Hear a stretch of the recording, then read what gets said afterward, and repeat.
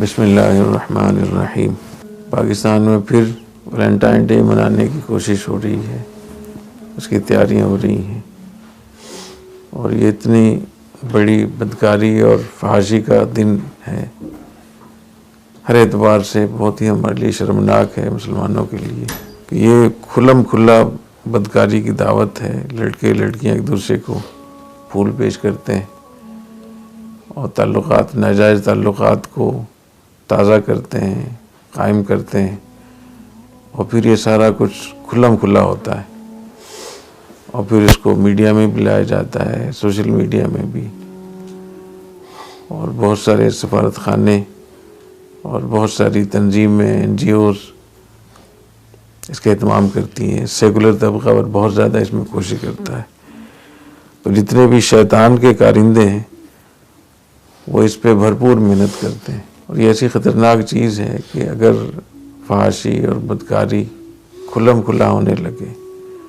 اور ایسے معاشروں میں جو اسلامی ہوں، مشرقی ہوں،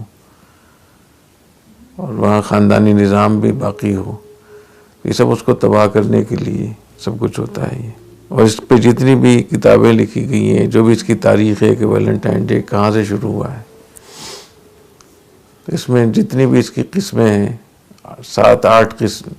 7-8 تاریخوں میں یہ دن منایا جاتا ہے۔ تو اور اس کی جو تاریخ ہے، کیسے شروع ہوا، کہاں سے شروع ہوا، تو بہت ساری اس میں تاریخی روایات ہیں، لیکن وہ ساری اس پہ متفق ہیں کہ یہ ایک ایسا دن ہے جس میں ناجائز محبت اور بدکاری اور فحاشی کو فروغ دیا جاتا ہے، اور اس کا کھلم کھلا اظہار کر کے شیطان کو ظاہر ہے کہ شیطان کو خوش کیا جاتا ہے۔ اس پر بھی سارے متفق ہیں کہ یہ عیسائیوں کا دن ہے، اس لیے عیسائیوں کے دونوں فرقے، کیتھولک اور آرتھوڈاکس، دونوں اس کو مناتے ہیں، اور بہت بڑے پیمانے پہ اس کو منایا جاتا ہے۔ تو اس حوالے سے کہ یہ عیسائیوں کا اور ان کا ایک وہ ہے، اور پھر یہ کہ یہ جو ویلنٹائن تھا، خود ویلنٹائن کی کیا تھا، تو یہ کوئی پوپ تھا، بڑا جو پادری ہوتا ہے، یا چھوٹے درجے کا پادری تھا بہرحال عیسائیوں کا پیشوا تھا، اور خود یہ ناجائز محبت میں گرفتار ہوا، اور اس نے پھر یہ پھول پیش کیے، یہ خط اس نے لکھا جس سے محبت تھی، پھر اس کو پھانسی دی گئی۔ کس نے پھانسی دی؟ بہت ساری باتیں، لیکن سارا خلاصہ یہ ہے کہ یہ عیسائی مناتے ہیں اس کو، اور دنیا بھر کے جو بدکار اور فحاشی پھیلانے والے لوگ ہیں وہ اس کو مناتے ہیں، اور چونکہ کھلم کھلا ہوتا ہے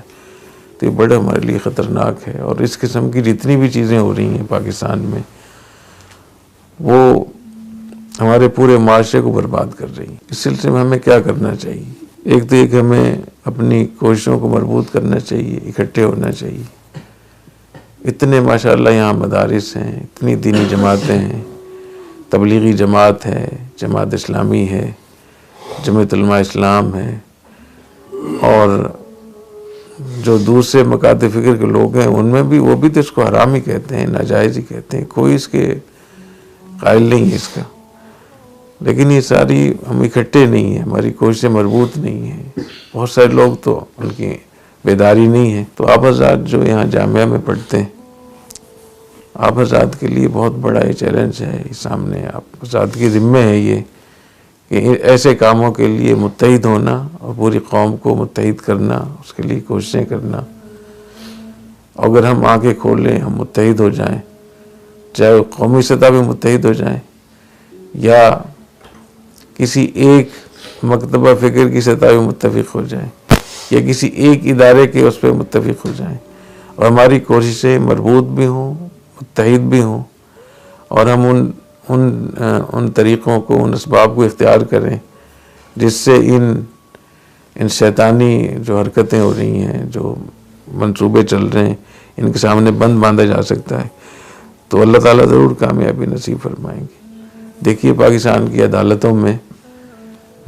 تو کتنے ججز ہیں، کتنے وکلاء ہیں، بڑے بڑے لوگ ہیں،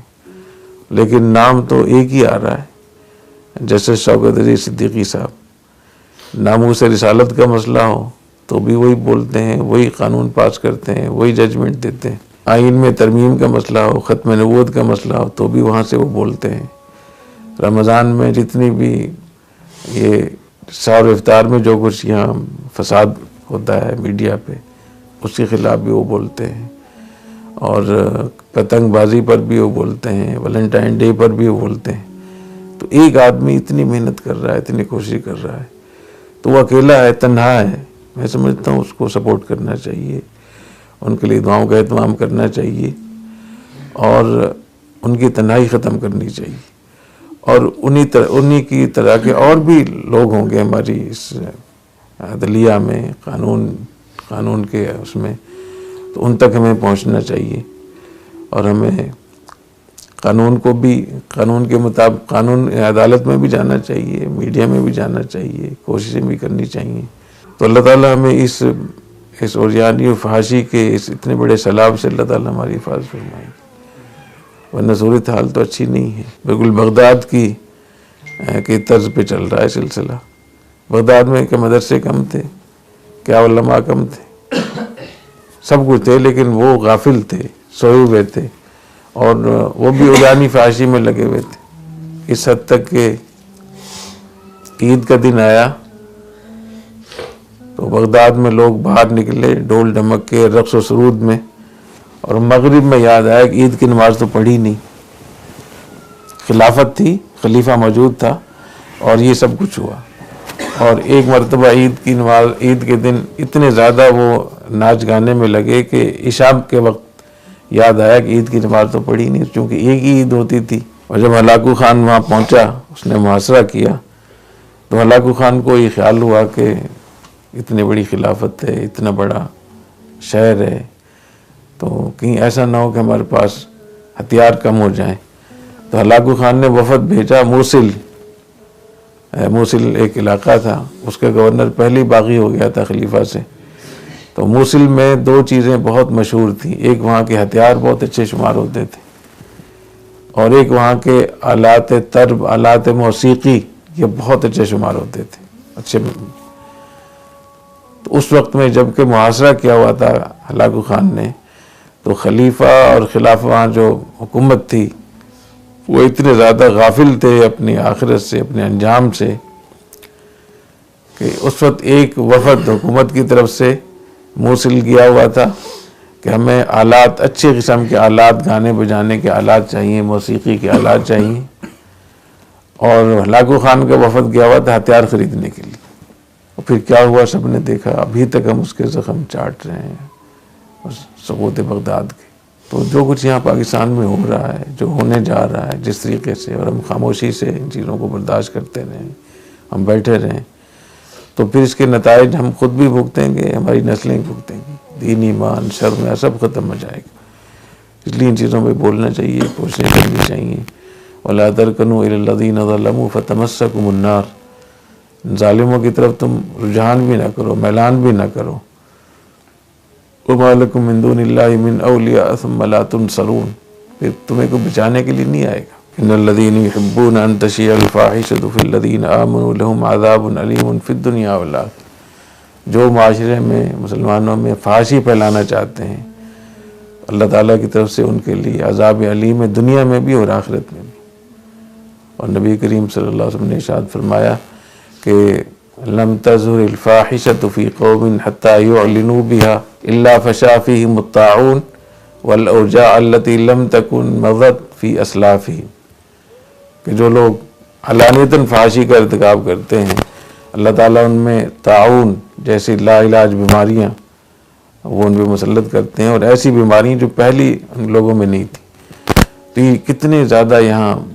بیماریاں پھیل رہی ہیں، کیا صورتحال ہے۔ تو یہ عریانی فحاشی کھلم کھلا اس کی وجہ سے، والخبیثات والخبیثین والخبیثون الخبیثات، لوگوں کو بتایا جائے کہ یہ جو لڑکے لڑکیاں کھلم کھلا جو کچھ ایک دوسرے کو پھول پیش کرتے ہیں، خطوط لکھتے ہیں، اس کا اظہار کرتے ہیں، یہ تو پوری تباہی ہے، دین کی بھی، دنیا کی بھی، شرم کی بھی، حیا کی بھی،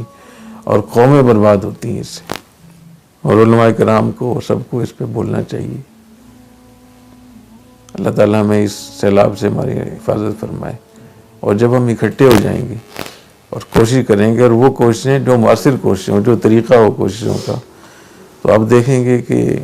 یہ چیزیں بہہ جائیں گی، ختم ہو جائیں گی چیزیں۔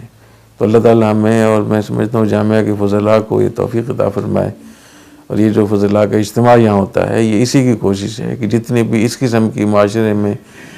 جو چیزیں ہو رہی ہیں تو ہم مل کے ان کے خلاف کوشش کریں اور بند باندھیں۔ اللہ تعالیٰ ہمیں توفیق عطا فرمائے۔ سبحانک اللہم و بحمدک، اشہد ان لا الہ الا انت، استغفرک و اتوب الیک۔